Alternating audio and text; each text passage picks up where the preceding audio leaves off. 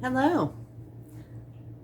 Couple of topics I wanted to kind of touch on and clarify today when navigating substance use disorder or addiction with a loved one from family members is how do we deal with it? What's the best approach for addressing this in our families? Because substance use disorder, as devastating as it is for someone who has addiction, and as hard as it is for someone with addiction to navigate having that addiction, it's equally hard for the family members, whether it's a spouse, whether it's parents with their child, whether it's siblings, whether it's children and their parents. How best should we focus on it? How best should we handle it with the end goal,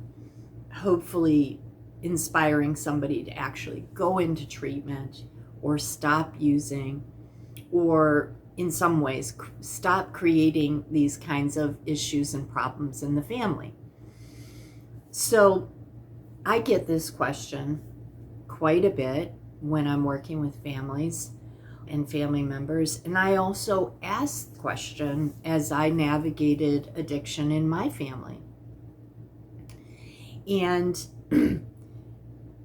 what I found is that there is no perfect solution. There is no formula.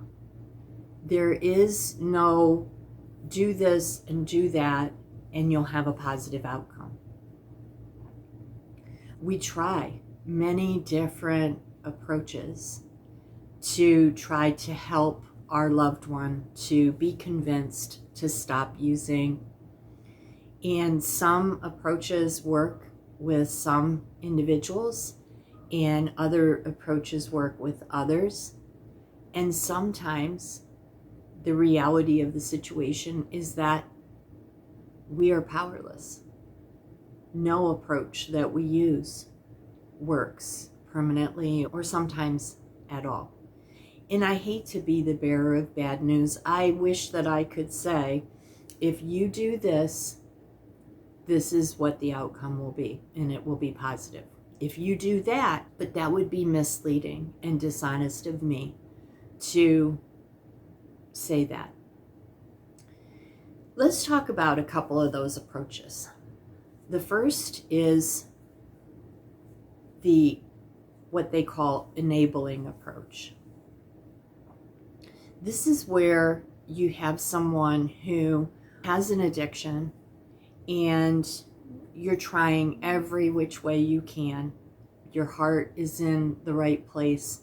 You have a deep love and concern for your loved one. And so you may be trying to help them keep their bills paid. Maybe you're helping them navigate a legal situation they got in. Maybe you get them an attorney, or you go to court with them and sit with them as they're going through these consequences of their addiction, whether it's bad choices or whatever. Maybe you're buying their food, their groceries, paying their bills, keeping the bills paid, just so that they have a safe place to stay as they figure out what they're going to do with the addiction. Maybe you're taking them to their doctor's appointments, their therapist appointments. Maybe you're cleaning up the messes. Believe me when I tell you, those approaches are very common.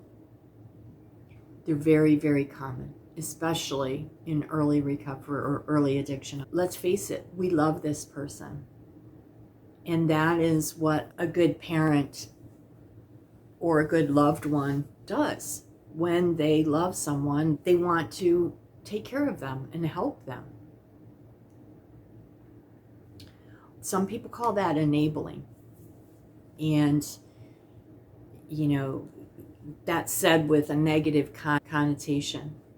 Sometimes, that person's enabling their son. That person's enabling their husband or wife. They're enabling their parent. But really, that a lot of times is coming from a lack of understanding. That parent, that loved one, that husband or wife, siblings, they actually feel like they're helping. And that's what their real goal is. Enabling is not negative in and of itself. The act of it isn't done from a negative standpoint. Now, what it can do for someone in active addiction is it can keep the addiction going longer because the person isn't experiencing any sort of negative outcomes of their behavior because their loved one is sort of buffering all of that and serving as a buffer between them and some negative outcome. I do know that sometimes groceries are bought because there's innocent children that aren't going to eat otherwise. I understand that the electricity bill gets paid because without heat, someone may suffer, someone may die. I completely understand that, and please know that I'm not speaking from a judgmental standpoint. We just want to be aware as loved ones when we are helping in those ways. Are we over helping? Are we overdoing, creating situations where someone may not have the benefit of a potential negative experience that may help them have a moment of clarity that says, I need to change. I need to make a change in my life so that I'm not in this situation again. So that is the enabling side of the spectrum. That's the enabling end of the spectrum. On the other end of the spectrum is tough love. And any of us who have loved someone with an addiction, we've heard this from multiple people. You just need to stop. You need to end that because this person has an addiction and they're not going to ever stop. And the only thing that's ever going to get them well is if we give them tough love and we stop all means of helping them. And we just cut them off, cut them out of our lives and don't have anything to do with them, which, by the way, can be very tempting sometimes when you're being hurt and you're living in fear for someone that you care about and love. So again, I get that. And I'm not being judgmental to that end of the spectrum either.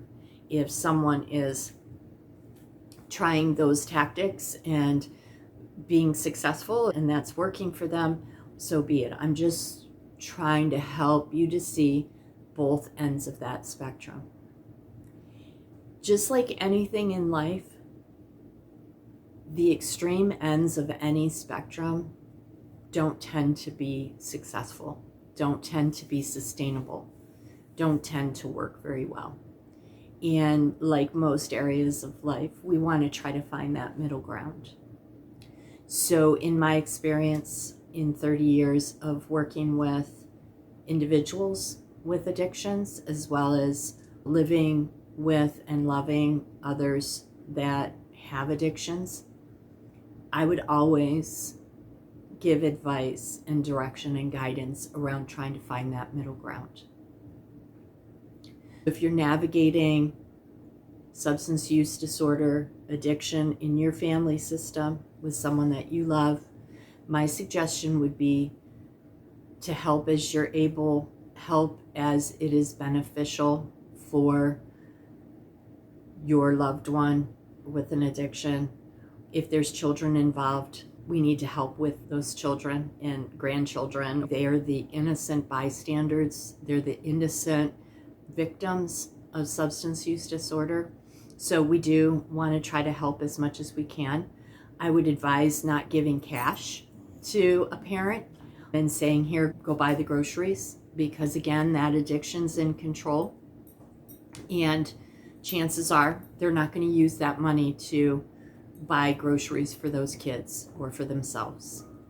We can still love our family members, and we may have to love them from a distance for a period of time, but I feel like we need to let them know through our communication and be very clear that we do love them and we do care about them. We do need to remove ourselves from a situation that maybe is dangerous for us or unhealthy for us, or we've just gotten so sick with dealing with that. Kicking somebody out, telling them, we're never going to talk to them about again, things like that, that's not going to help. In fact, that's probably going to make the addiction worse. So letting them know, these are my rules in my house. These are the things that can and cannot go on here. Setting those boundaries, setting those expectations, communicating those are very important. There may be times where you do have to help them face the consequence of their actions and their choices and decisions. They've done something that's illegal and that has directly affected you or your family. You may need to be the one to hold their feet to the fire for that. We've had situations where there was really good outcomes from doing just that. And through that process, again, saying, I love you, however, you did whatever it is, fill in the blank, that is illegal, that directly affects me, and I am going to be taking legal action to make sure that it's corrected. So that person may end up facing some legal consequences for their action. And it's not because I don't love you. It's not because I hate you. It's because you did something because of your addiction that has negatively affected me, and it is of a legal nature. And that person, because of that, and because I have taken it to that next level of reporting it, may actually have a moment of clarity and an opportunity to say, this is terrible. I need to change. I need to accept help. I need to make the changes.